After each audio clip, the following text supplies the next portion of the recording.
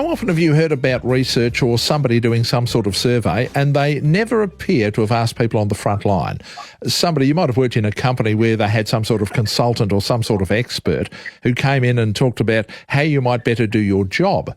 And the strange thing, and you think to yourself, why didn't this person come and talk to those who are working on the front line, the people who have to make this sort of stuff happen? Again and again and again, you hear people complain about that. Well, would you believe I have found some original research that comes direct from the people, and almost everything else in circulation has ignored this. I am talking about research of teachers, school teachers, and they've gone to the frontline teachers and asked them questions. In fact, it's a major survey carried out of Australian and New Zealand teachers, and probably not too surprisingly, it has revealed widespread frustration, stress and anxiety about the welfare of students after the shift to remote learning during the COVID-19 pandemic. Because don't forget, teachers were told this is just going to happen. There are other issues, for example, about returning to school, which teachers have. We'll leave those aside for one moment. The survey was carried out of 3,500 teachers, as I mentioned, across Australia and New Zealand. We've got a profession that is under extreme pressure. It's dealing with unfamiliar technologies and methods, struggling with additional demands on their time, and fearing for their students, particularly those in early primary school. Alex Burke is the CEO of Education Perfect and joins us on the program this evening. Alex, thank you very much for your time. Thanks, Chris. It's always good to have a chat about a survey where the people who are most affected are the people who've been most surveyed. Yeah, that's right. Did any of the results come as a surprise, or did this turn out to be one of those surveys where you thought to yourself, we're really finding out what I guess we already knew, we've just confirmed it? Yeah, I think for us it wasn't too much of a surprise. I mean, we started our COVID-19 journey actually in late January in China. So as we started to support some new schools that were disrupted or closed due to COVID-19, so just around Chinese New Year. And what started, 50 schools for us in China has impacted every single school and teacher we work with all over the world. And we have over 500,000 additional students using the platform in just the past 8 weeks in Australia and New Zealand alone. And over this period, my team has seen firsthand how teachers have been, to your point, adjusting to these new working conditions. And it really hasn't been easy. And we can see through that all hundreds and hundreds of pieces of feedback we received through our support channels. And what really struck me was at the moment, it's very hard to find good data on the impact the shift to distant learning is having. And for us as a business, it's been very difficult to get airtime with key influencers. So, we felt it was really important to listen to and address the concerns and stories of teachers. If you think about digital transformation, businesses and corporations take years to do that. And this industry has kind of been asked in days to make that big jump. Education Perfect, exactly what do you do? So we are a technology business. We've been around now for 12 years. We've actually built technology for classroom, and technology is essentially a toolkit for teachers to help aid them run a classroom. That is a very interesting point that you make, Alex, because I've often argued that technology is an aid to, not a replacement for. And I think sometimes people forget that, don't they? Yeah, that's right. Yeah, there's always a human element in technology. And so our mission actually is about humanising technology for lifelong learners. I think it's a super important point. And I think actually from this research, we as an industry have got to do better. Like 41% of teachers are not confident that online learning can work in a classroom. Is part of the problem in that regard, and I think it's interesting that a lot of teachers have talked about that. And once again, I think it's terrific this research went to the front line. It went to classroom teachers and said, okay, what's the scenario here? All makes a ton of sense to me. But is part of the problem the fact that many teachers, and this is no reflection on them, are being asked to do something and to work with methods with which they were never taught themselves? That's right. Yeah, I think if you think about the modern day business, there's organisations that work 9 to 5 in an office, in meeting rooms, who are now being kind of challenged to think differently. And the education industry and schools are in exactly the same position, and they haven't been encouraged to necessarily experiment with technology. They've never really been challenged to sort of see where the pinch points are when you use that technology, and that's then why it's very difficult, I think, for teachers, and why we need to find ways to support them over this upcoming period.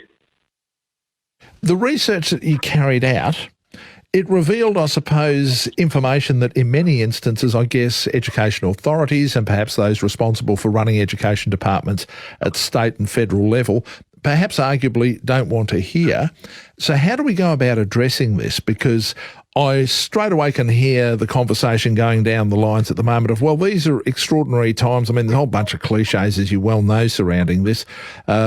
This is unprecedented, so therefore people have to be adaptive and they have to accept that maybe they're going to do things in a way that's not particularly comfortable.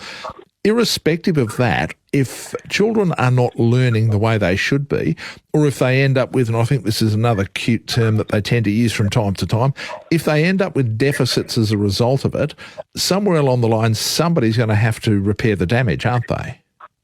Yeah, I think there needs to be, in my view, there needs to be more support from the business and technology community. So our business has built it purely through grassroots, so purely through putting our technology in the hands of teachers. And this is actually through design. So it's actually very difficult to access influencers and the government because schools are actually empowered to make their own decisions when it comes to technology. So we feel that's a big risk actually, because if it's an individual school and they don't have the right experience or perspective of what the opportunities or the challenges are that come through technology, then that is going to be risky. And I think there are some really simple ways that you could approach this. In one of the with this research and just spending a bit of time doing some analysis, we could evaluate where the pinch points are.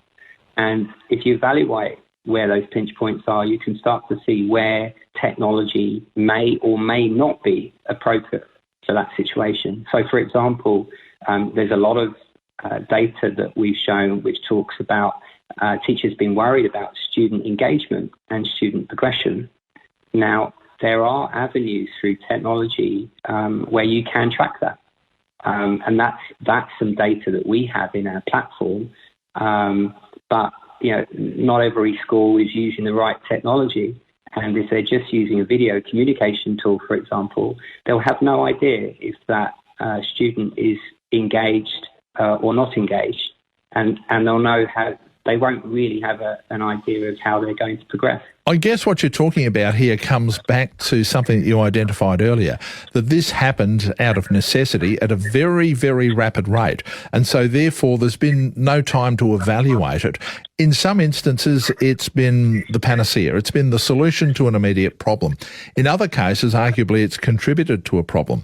For example, one of the things that I think is quite obvious is the difficulty of engaging younger children. Teachers have said that's a problem again and again and again. Well, really, to be obvious, I would suspect we would already know that. That's not the kind of thing we'd have to try and find out.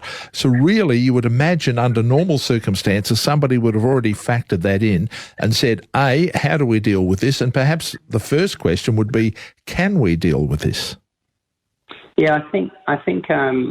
Obviously, we can't put expectations on schools and teachers when they're given kind of days to respond to a whole new way of working. And so I think with that community, we've got to just ensure that we provide the right support and direction for them going forward.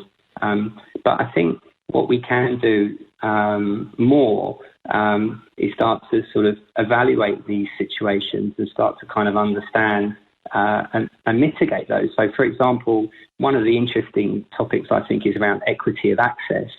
And obviously, you first off think, okay, does a student have a broadband connection, an internet connection? Do they have a device? And clearly in Australia, not not all students have those. Well, But I then would the imagine most people do, but a more specific question would be, if you have a class, let's use a class of 25 students, how many students have access to internet at adequate speeds? Some students will have really good internet access. It will be very responsive. It'll work very effectively. Others may well have internet access, but it might lag and it might not work effectively. And I guess, once again, that is something we can talk about on a case-by-case basis. But it does make it rather difficult when you're making an assessment of a class situation, doesn't it? Yeah, and I think if you extend it even further than that, if you're, as a parent, for example, I'm sure there are many parents that are still worried about how their children are running, and they'll probably asking the question, how's my child tracking? Do they need support? Do they need acceleration or extension? Is there, in traditional methods of teaching, suddenly when you come into this remote environment where people are all different levels, where that comes to connection to the technology and devices, etc., you have to find ways to leverage technology really to mitigate that and help differentiate learning and help students that need support, you give them support. Students that need acceleration, you give them additional extension work, and that's probably what's missing at the moment. And there hasn't really been that big digital transformation strategy that's kind of laid out that vision. And I think that's what we need to be doing now to reflect and start to sort of paint that picture now of how we see the learning culture evolving. Yep, that's a very good point. Alex, thank you very much for your time. It is much appreciated. Thanks, Chris. Alex Burke is the CEO of the Education Project. I should point out, among some of the survey's findings, and this went to the front line and asked teachers in the classroom what they thought, almost half reported being less than confident in their ability to meet student learning needs online. Teachers also reported significant increase in demands on their time. 70% said that planning time had increased either slightly or significantly. Many felt socially isolated, and I also think significantly about 80% believe students would need extra instructional support when they got back to school. So there certainly are points to ponder.